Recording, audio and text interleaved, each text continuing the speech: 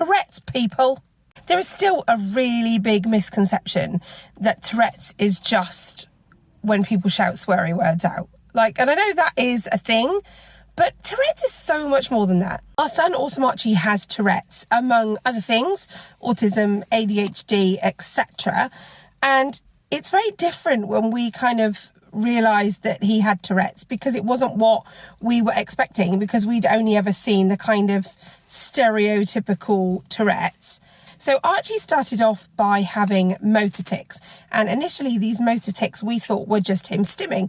Being autistic means that he stims quite a lot, but actually his motor tics turned from a stimming kind of regulatory thing to actually an impulse that he can't control. So he will often do this a lot, and we have a lot of mouth opening. Initially, when we went for our 6-monthly check, they said, oh yeah, these look like motor tics. Just ignore them. There's nothing that you can do or should want to do. Just don't draw attention to them. So we don't. Over time, those have actually been added to with little physical motor tics, but also a couple of vocalization tics. That's where you get the Tourette's diagnosis, as opposed to motor tics. So for Archie, this doesn't involve, at the moment, because we know during adolescence things can change, but they don't involve any kind of swearing or shouting out of anything rude or insulting. Not that that would be his fault, even if they did. So, let's remember that, please, people. But he does, pretty cool things. Like, he goes, blue, blue.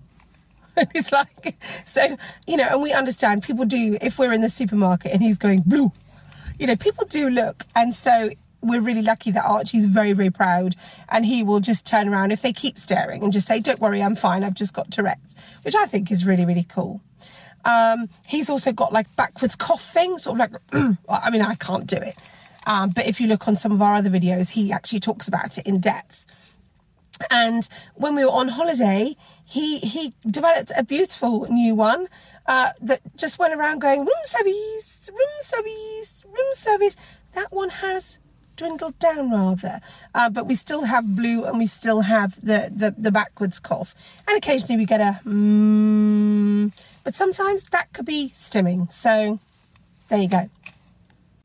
So please, please, please, if you think your child has got any kind of form of tics, whether they're vocalization or physical, don't just write them off as stimming. A lot of the time they are going to be regulatory stimming, fine.